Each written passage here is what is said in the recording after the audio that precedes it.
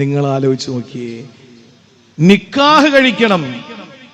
സഹാബാക്കൾ ഇങ്ങനെ മുഖത്തോട് മുഖം നോക്കി. രണ്ടാർക്കരയിലെ പള്ളിയിൽ സ്ഥിരമായി പള്ളിയിൽ വരുന്ന 90 വയസ്സായ ഒരാള്, അദ്ദേഹത്തിന്റെ ഭാര്യ ഒരു നല്ല പ്രായം ചെന്നൊരു ഉമ്മ മരിച്ചു.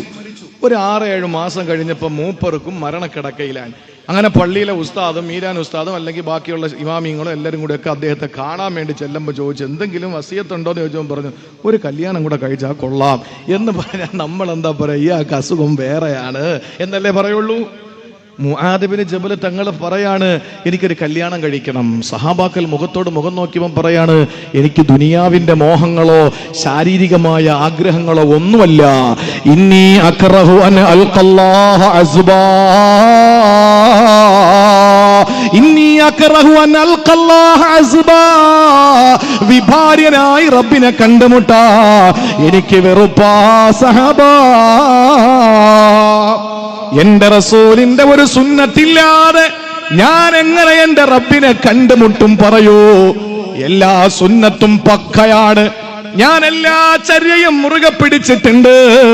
പക്ഷെ ഒരു സുന്നത്തില്ലാതെ പോകാൻ എനിക്ക് വയ്യ.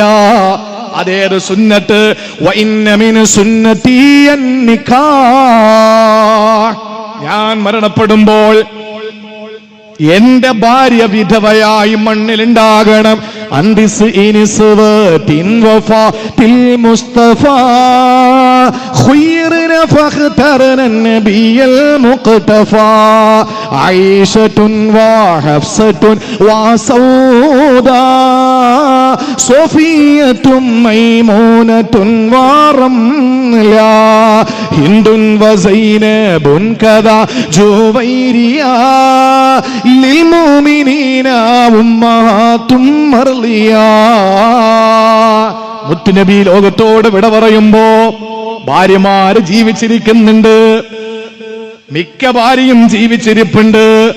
സഹോദരങ്ങളെ, ഞാൻ മരണപ്പെട്ട അല്ലാഹുവിന്റെ അടുക്കൽ പോകുമ്പോ എനിക്ക് വേണ്ടി ചങ്ക് പൊട്ടി കരയാൻ എന്റെ വീട്ടിലൊരു ഭാര്യ വേണം. ഇതെന്ന് പറഞ്ഞാൽ എന്താ? പെട്ടെന്നൊരു വെള്ള സാരി യക്ഷിയെ പോലെ ഉടുത്ത് ഇങ്ങനെ മൂലയിരിക്കും, അങ്ങനെയല്ല എന്ന് പറഞ്ഞാൽ നീ സൗന്ദര്യമൊക്കെ അങ്ങ് കള. നീ ഈ ലിപ്സ്റ്റിക്കും തേപ്പ്, അതുപോലെ തന്നെ ഈ പുട്ടിയിടക്കം, അതുപോലെ തന്നെ ഈ കണ്ണിൽ അത് വരപ്പ്, പിന്നെ ഇതൊക്കെ അവസാനിപ്പിച്ച് എല്ലാ ആഡംബരങ്ങളും. ഉസ്താദേ, ബിരിയാണി കഴിക്കാമോ? എൻ്റെ വാപ്പ മരിച്ചു, ഉമ്മ ഇരിക്കാൻ ബിരിയാണി കഴിക്കാമോ? എന്തൊക്കെ ചോദ്യങ്ങളാ ചോദിക്കുന്നത്. ബിരിയാണി കഴിച്ചപ്പോൾ എന്താ വാപ്പ ഖബറിന് പിന്നെ വീണ്ടും കുഴിയിലോട്ട് പോവോ? അതെ, എൻ്റെ സഹോദരിയുടെ ഭർത്താവിനെ കാണാമോ? ജീവിച്ചിരുന്നപ്പോ ഇവര് എന്നും ഒരുമിച്ച് കഴിഞ്ഞവരാ. അപ്പൊ എന്താ മരിക്കുമ്പോ പിന്നെ കൊമ്പുണ്ടോ? എന്റെ പ്രിയപ്പെട്ട സഹോദരങ്ങളെ, ഇദ്ദ എന്ന് പറഞ്ഞാൽ ആശുപത്രിയിൽ പോകണമെങ്കിൽ ആശുപത്രിയിൽ പോകാം, ബാത്റൂമിൽ പോകണമെങ്കിൽ ബാത്റൂമിൽ പോകാം, അത്യാവശ്യത്തിന് നിങ്ങൾക്ക് എവിടെ വേണോ പോകാം. അത് ഭർത്താവ് മരിച്ച വീട്ടിൽ തന്നെ കഴിയണം, അവിടെ നിന്ന് മാറിക്കൂടാ. ആരാ പറഞ്ഞേ? നിങ്ങൾക്ക് സ്വസ്ഥമായിരിക്കാൻ എന്ന് പറഞ്ഞാൽ ആഡംബരങ്ങൾ ഒഴിവാക്കിയിട്ട് നിങ്ങൾ അവിടെ ഇരുന്നിട്ട് നിങ്ങളുടെ പ്രിയപ്പെട്ട ഭർത്താവിന് വേണ്ടി ദ്വാരക്കുന്നതോടൊപ്പം തന്നെ നിങ്ങളുടെ ഗർഭപാത്രത്തിൽ എന്തെങ്കിലും ഉണ്ടെങ്കിൽ അതിങ്ങനെ 3-4 ശുദ്ധിയിൽ ഇങ്ങനെ അങ്ങ് പോകും. 4 അശ്ഹുരിൻ വ അശ്റാ. എന്തെങ്കിലുമൊക്കെ ഉണ്ടെങ്കിൽ ക്ലിയർ ആവും. പിന്നെ നിങ്ങൾക്ക് പുനർവിവാഹം വേണ്ടേ? ഇത് ഇസ്ലാമിന്റെ നയമാണ്. പ്രിയപ്പെട്ട സഹോദരിമാരെ, അങ്ങനെ എനിക്ക് വേണ്ടി ദുആ ചെയ്യുന്ന ഒരു പെണ്ണിനെ ബാക്കിയാക്കിയിട്ട് എനിക്ക് പോകണം എന്ന് പറഞ്ഞ മുആദ് ബിൻ ജബൽ തങ്ങൾ സുന്നത്തിനോടുള്ള പ്രതിബദ്ധതയാണ്. തനഈം എന്ന് പറയുന്ന മസ്ജിദ് ആയിഷ പള്ളി എന്ന് നമ്മൾ വിളിക്കുന്ന ഇഹ്റാം കെട്ടാൻ പോകുന്ന പള്ളി, അത് നിലനിൽക്കുന്ന തനഈം എന്ന പ്രദേശത്താണ്. ആ തനഈമിന്റെ പരിസരത്ത് പ്രിയപ്പെട്ടവരെ, മദീനയിൽ നിന്ന് ചതിയിലൂടെ കൊണ്ടുവന്ന 10 പേരിൽ 10ാമനായ സയ്യിദുനാ ഖുബൈബ് ബിൻ അദിയുൽ അൻസാർ റളിയല്ലാഹു തആല അൻഹു സഹോദരി ചതിയിലൂടെ കൊണ്ടുവരികയാ. അദ്ദേഹത്തിന് ഒരു ഔട്ട് ഹൗസിൽ കെട്ടിയിട്ടു.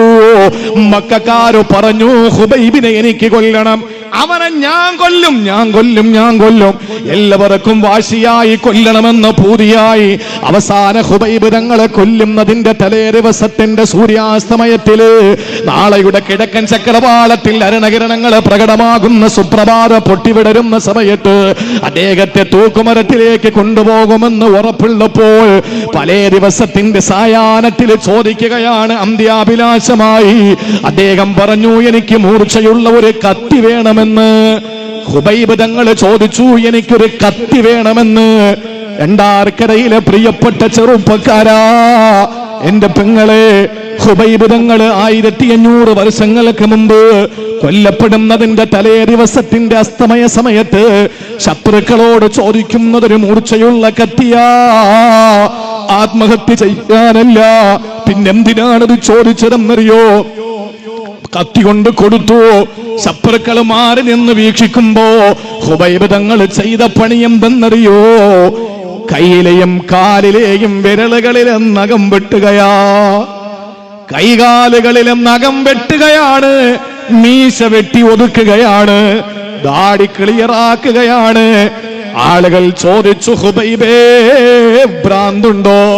അടുത്ത സമയം നീ കൊല്ലപ്പെടാനുള്ളവനല്ലേടാ, ഇപ്പൊ എന്തിനാണൊരു ഒരുക്കമെന്ന് ചോദിച്ചപ്പോ ഹുബൈബ് തങ്ങൾ പറഞ്ഞത്, എടോ, ഞാൻ മരിക്കുകയല്ലേ. മരിക്കുമ്പോ എന്റെ മുത്തിന്റെ സുന്നത്ത് മുറുകെ പിടിച്ച് മരിക്കാമല്ലോ.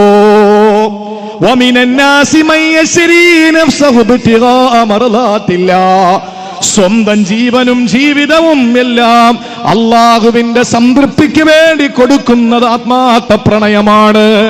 സഹോദരങ്ങളെ, ആ സമയത്ത് അള്ളാന്റെ ഹബീബിന്റെ സുന്നത്ത് മുറുകെ പിടിച്ചുകൊണ്ട് മരിക്കാനുള്ള വ്യഗ്രത, ഇതാണ് സ്നേഹം, ഇതാണ് പിൻപറ്റൽ, ഇതാണ് ജീവിതത്തിൽ അള്ളാഹുവിന്റെ ഹബീബിന്റെ അനുയായികൾ ചെയ്യേണ്ടത്. ഏത് കാര്യത്തിലും ഇതെന്റെ റസൂൽ എന്ത് ചെയ്തു അതായിരിക്കണം ഞാൻ ചെയ്യേണ്ടത്. എന്റെ മുത്തെന്ത് ചെയ്തു? കളിയാക്കുന്നവർ കളിയാക്കട്ടെ. സഹോദരങ്ങളെ, നിങ്ങൾ എന്താ കരുതിയേ? ഈ കാണുന്ന ഈ തങ്ങളെത്തിയോ? കഴിച്ചോ? ശരി. അപ്പോ എന്താണോ എന്റെ മുത്ത് ചെയ്തിട്ടുള്ളത് അതേ ഞാൻ ചെയ്യുള്ളൂ. കളിയാക്കുന്നവരെ കളിയാക്കിക്കോട്ടെ. എന്തെല്ലാം പറയുന്നു, എന്തെല്ലാം പറയുന്നു, എന്തെല്ലാം പറയുന്നു. അതിനൊക്കെ നമ്മൾ മറുപടി കൊടുത്താലോ? പറയുന്നവര് പറയട്ടെ. കുരയ്ക്കുന്ന നായ്ക്കളെ കല്ലെറിഞ്ഞുകൊണ്ടിരുന്നാൽ ലക്ഷ്യസ്ഥാനത്തെത്താൻ കഴിയൂല. കുരയ്ക്കുന്നവർ കുരയ്ക്കും. സാർത്ഥവാഹക സംഘം മുന്നോട്ട് പോവാ. കുരയ്ക്കുന്നവർ ഭാഗങ്ങളിൽ കുരച്ചോട്ടെ, നമുക്കതൊരു പ്രശ്നമല്ല. അതുകൊണ്ട് സഹോദരങ്ങളെ, ജീവിതത്തിൽ ഓരോരുത്തരും അവരുടെ ജീവിതത്തിൽ കഴിയുന്ന രീതിയിൽ സുന്നത്ത് മുറുകെ പിടിച്ച് ജീവിച്ച് അല്ലാഹു റബ്ബുൽ ഇസ്സത്തിന്റെ അതിന്റെ പേരിൽ സമ്പത്ത് നശിച്ചു പോയാലും ശരി, നിങ്ങൾ ശ്രദ്ധയോടെ കേൾക്ക്. ഇത് പറയുന്നത് എന്റെ ചുണ്ടുകളിൽ നാവിന്റെ സഹായത്തോടെ വരുന്ന ശബ്ദം മൈക്രോഫോണിന്റെ സഹായത്തോടെ ഈ മൈക്കിൽ നിന്ന് ബോക്സിലേക്ക് വിദ്യുച്ഛക്തിയുടെ പ്രവാഹത്തിൽ നിങ്ങളെ കേൾപ്പിക്കുന്ന ശബ്ദങ്ങളാകരുത്. എന്റെ ഹൃദയത്തിൽ നിന്ന് നിങ്ങളുടെ ഹൃദയത്തിലേക്ക് കൈമാറ്റം ചെയ്യപ്പെടുന്ന ഒരു പ്രസംഗമായി ഇതിനെ മാറണം. അതുകൊണ്ട് ഞാൻ പറയുന്നു സഹോദരങ്ങളെ, സമ്പത്ത് മുഴുവനും അള്ളാഹുവിന്റെ ദീനിന്റെ പേരില് മഹാനായ സുഹൈബ് ബിൻ സിനാൻ റൂമി, ഞാൻ ചരിത്രം പറയല്ല, ഞാൻ അവസാനിപ്പിക്കുകയാണ്. മഹാനായ സുഹൈബ് ബിൻ സിനാൻ റൂമി റളിയല്ലാഹു തആല അൻഹു, അദ്ദേഹം റോമക്കാരനാണ്. അദ്ദേഹം മക്കയിൽ വന്നിട്ട് ഒരുപാട് ബിസിനസ് നടത്തി, ഒരുപാട് സമ്പന്നനായി. അവസാനം അഷ്റഫുൽ ഖൽഖ് സല്ലല്ലാഹു അലൈഹി വസല്ലമ തങ്ങളോടൊപ്പം മദീനയിലേക്ക് പലായനം ചെയ്യാൻ വേണ്ടി തീരുമാനിച്ചു. അങ്ങനെ മദീനയിലേക്ക് പോകാൻ വേണ്ടി ഇറങ്ങുമ്പോൾ മക്കക്കാര് തടഞ്ഞു. അവർ വന്നിട്ട് പറഞ്ഞു, സുഹൈബേ, നീ പോകുന്നെങ്കിൽ പൊയ്ക്കോ, നിന്റെ സ്വത്തിൽ ഒരംശം പോലും കൊണ്ടുപോകാൻ പാടില്ല.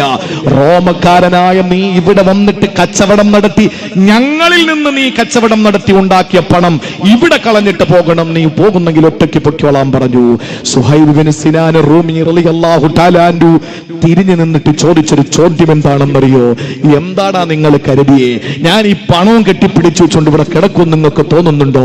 എനിക്ക് വലുതെന്റെ ഹബീബാടാ, അതാ ഞാൻ നിനക്ക് തന്നിരിക്കുന്നു, നിങ്ങളെടുത്തോ, എനിക്ക് വേണ്ട. ഒരു പുരുഷായുസ് മുഴുവനും ഞാൻ സമ്പാദിച്ച സമ്പാദ്യം മുഴുവനും നിങ്ങൾക്ക് വേണ്ടി ഞാൻ തരുന്നു എന്ന് പറഞ്ഞിട്ട് സുഹൈബ് ബിൻ സിനാൻ റൂമി റളിയല്ലാഹു തആല അൻഹു മുഴുവൻ സ്വത്തുക്കളും വലിച്ചെറിഞ്ഞിട്ട് നേരെ പോയി. പോകുന്ന വഴിയിൽ സയ്യിദുനാ ഉമർ ബിൻ അൽ ഖത്താബ് റളിയല്ലാഹു അൻഹുവിനെ കാണുകയാ. ഉമർ റളിയല്ലാഹു തആല വഴിയിൽ വെച്ച് പറഞ്ഞു, റബിഹൽ ബൈഉ, കച്ചവടം ലാഭകരമായി. സിനാൻ തങ്ങൾക്കൊന്നും മനസ്സിലായില്ല. അവിടെ യാത്ര ആരംഭിച്ചു. മസ്ജിദുൻ നബവിയിലേക്ക് ചെല്ലുമ്പോ കാരുണ്യത്തിന്റെ പ്രവാചകൻ അവിടെ നിന്ന് പറയുകയാണ്, റബിഹൽ ബൈഹു റബിഹ സുഹൈബു, കച്ചവടം ലാഭം തന്നെ, സുഹൈബ് ലാഭം കൊയ്തു. എന്താ റസൂലേ? ആ സമയത്ത് റസൂലുള്ളാഹി തങ്ങൾ പറഞ്ഞിരുന്നെന്നറിയോ? മക്കയിൽ ഉപേക്ഷിച്ചു വന്ന സർവ്വ സ്വത്തുക്കളും നീ കച്ചവടം ചെയ്തതുപോലെയായി നിനക്കതിന്റെ 100 ഇരട്ടി ലാഭമാ. ആഖിറത്തിൽ ഇതിന്റെ പ്രതിഫലം ശതഗുണീഭവിക്കുന്നതാ, 1000 ഇരട്ടിയായി അല്ലാഹു തരുന്നതാണ്. ആ രീതിയിൽ എന്റെ പ്രിയപ്പെട്ട സഹോദരങ്ങളെ, ജീവിതത്തിൽ സർവ്വ സ്വത്തുക്കളും എന്റെ റസൂലിന് വേണ്ടി ഞാൻ ഒഴിവാക്കുന്നു എന്ന് പറഞ്ഞപ്പോ അതെല്ലാം തന്റെ ജീവിതത്തിൽ ലാഭകരമായി വന്നിട്ടുണ്ടെങ്കിൽ എന്റെ രണ്ടാർക്കരയിലെ സഹോദരങ്ങളോട് ഞാൻ പ്രസംഗം അവസാനിപ്പിച്ച് തങ്ങൾക്ക് ദുആക്ക് വേണ്ടി ഒഴിയുമ്പോ പ്രിയപ്പെട്ടവരോട് പറയുന്നു, എന്റെ ഹബീബിന് വേണ്ടി ജീവിക്കാൻ, എന്റെ റസൂലിന് വേണ്ടി ജീവിക്കാൻ എനിക്ക് സാധിക്കണം, നിങ്ങൾക്ക് സാധിക്കണം. അല്ലാഹു തൗഫീഖ് തരട്ടെ, അല്ലാഹു തൗഫീഖ് തരട്ടെ. അതുകൊണ്ട് 4 ആയത്തുകളാണ് നമ്മൾ പറഞ്ഞത്. ഒന്ന്, ഈ ദുനിയാവിൽ നമ്മളെ ഉന്നതന്മാരാക്കി മാറ്റിയത് സൂറത്തുൽ ബഖറ 142 ഈ ബനു ഇസ്രായേലിൽ നിന്ന് ആ കിബില മാറ്റത്തിലൂടെ നമുക്ക് ആധിപത്യം നൽകി. ലോകത്ത് നമ്മളാണ് നേതാക്കന്മാർ. ആഖിറത്തിൽ സൂറത്തുൽ ബഖറയിൽ അല്ലാഹ് പറഞ്ഞു, അടുത്ത ആയത്ത്, ആഖിറത്തിൽ നിങ്ങളാണ് മുഴുവൻ പ്രവാചകന്മാരുടെയും റിസാലത്തിന്റെയും പ്രവാചകത്വത്തിന്റെയും പ്രബോധനത്തിന്റെയും പ്രചരണത്തിന്റെയും പ്രഭാഷണത്തിന്റെയും സാക്ഷികൾ നിങ്ങളാണ്. ആ നിലയിൽ നിങ്ങൾക്ക് അവിടെ ഉന്നതി, ഇസ്സത്ത് അല്ലാഹു തന്നു. അത് കഴിഞ്ഞിട്ട് ആത്മാർത്ഥമായ പ്രണയത്തിന്റെ 2 ഉദാഹരണങ്ങൾ പറഞ്ഞു സൂറത്തുൽ ബഖറയിൽ നിന്ന് തന്നെ. അതിൽ ഒന്ന്, അള്ളാഹുവിനോടുള്ള റസൂലിനോടുള്ള കപട സ്നേഹമാണ്. വാക് സാമർത്ഥ്യം കൊണ്ട് സ്നേഹം നടിക്കുമ്പോഴും പ്രവർത്തനങ്ങളിൽ ഇല്ലാതിരിക്കുക പറ്റൂല.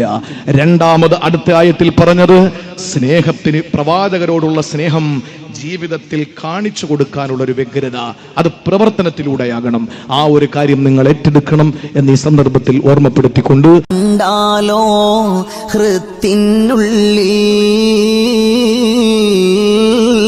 ആനന്ദം കൊള്ളുമുപ്പാ,